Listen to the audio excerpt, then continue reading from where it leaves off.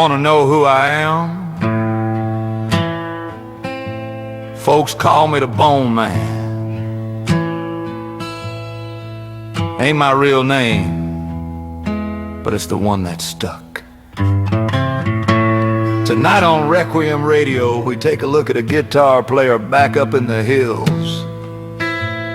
who didn't want nothing except to be left alone. I can relate to that. He was a man who played a black guitar that had its own set of teeth, and it'd bite you just for fun. This story is called The Ghost Guitar of the Holler.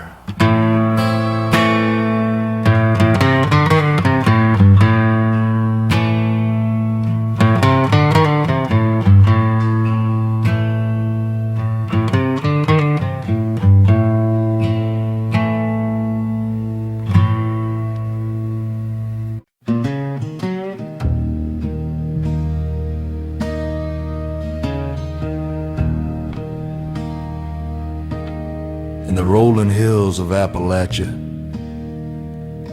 nestled deep in a forgotten holler where even the wind seems to whisper secrets, there lived an old man named Elijah Thorne. Now Elijah weren't the kind of man you'd find in town. He weren't much for talking, and he sure didn't care for strangers. But in his younger years, folks say he roamed from county to county with nothing but a burlap sack, a jug of corn liquor, and his guitar slung across his back. That guitar, well, that's where this story really begins. They say it was the blackest guitar anyone ever saw, blacker than coal, blacker than night.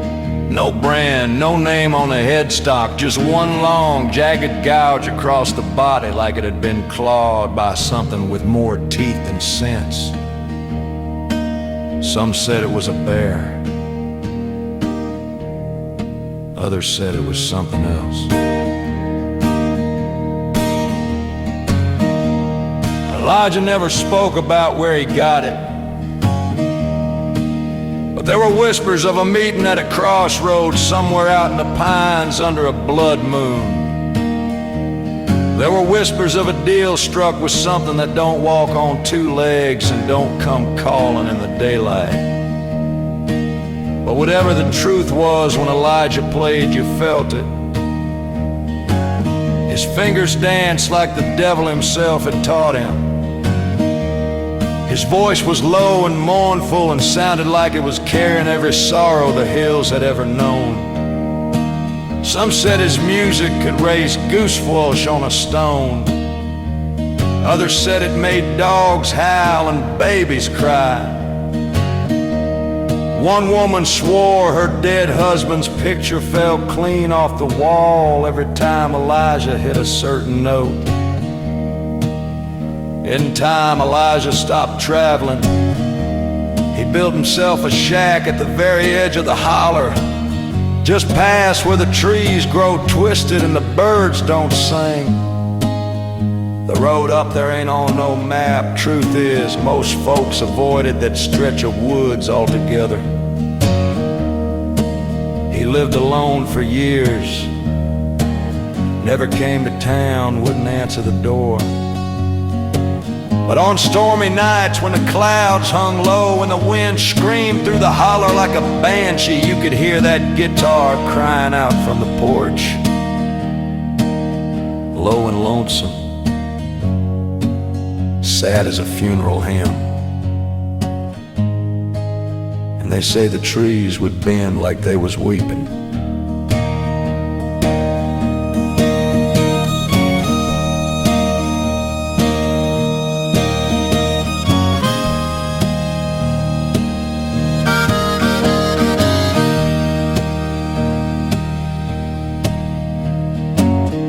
Then one night, with the heat hanging thick as sin, a summer storm hit and lightning cracked the sky in half and set the ridge on fire.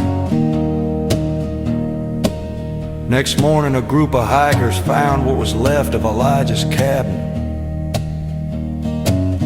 It was just ashes and blackened beams, smoldering and still warm. No sign of Elijah. They never did find nary a trace. But right there in the center of the foundation, unburned and untouched, sat that guitar, not a mark on it. No soot, no scorch, strings still tight, like it had been plucked straight out of the fire by an invisible hand. They gave it to the county museum down in Dyson Creek, where they put it behind glass, right under a little sign that said the Thorn Guitar, circa unknown. But that ain't even close to the end of the story.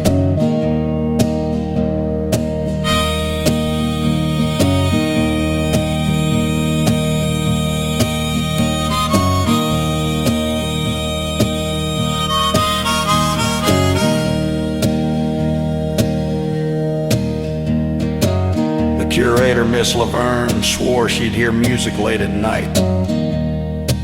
Said she'd be cataloging arrowheads or setting up Civil War buttons, and suddenly, real soft like, she'd hear a slide lick floating through the air. No speakers, no radio, just the sound of that guitar.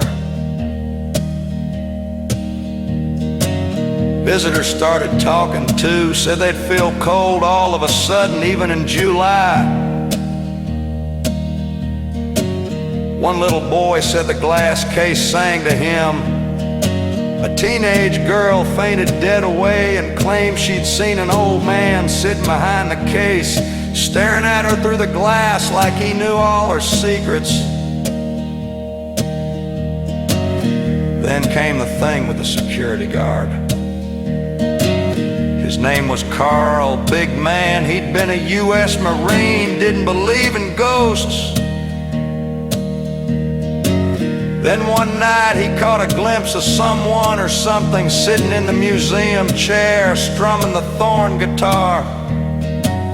He said the fingers were glowing red like coals, and said the music didn't sound right, like it was being played backwards and coming from the bottom of a grave.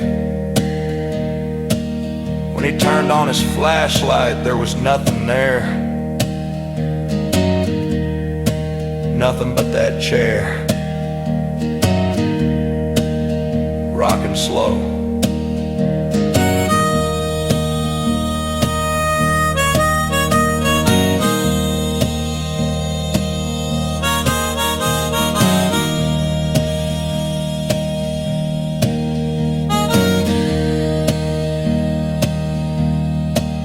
After that, Carl turned in his badge and never came back. They tried moving the guitar to storage, locked it up in the archives deep in the basement. Next morning it was right back in the display case, same spot, same strings. So now they just leave it be. They don't clean it and don't even touch it. And when a storm starts up out of nowhere and the power flickers, they don't ask questions. They just listen. Because sometimes on rainy nights when the museum's closed and the streets are quiet, the strings of that old black guitar start humming. Not loud, not angry, just a slow, mournful tune, playing music for a soul that just got lost somewhere.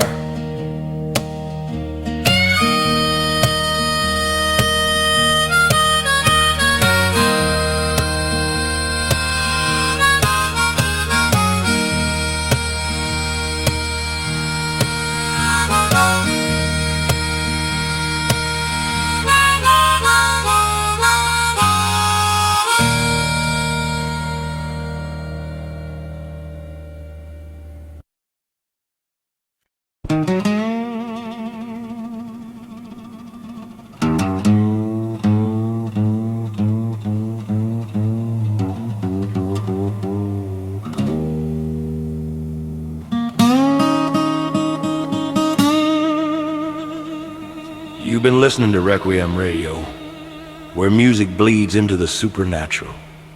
And that was the ghost guitar of the Holler. So here's my question.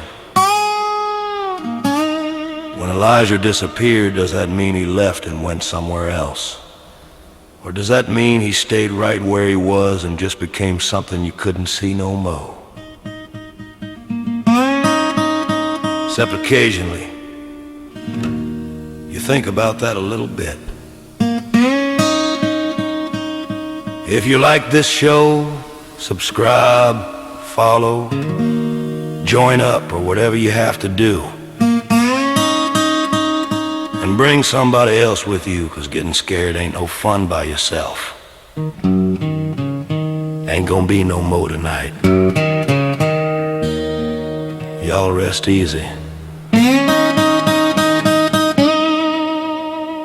And don't let the dark drive you home.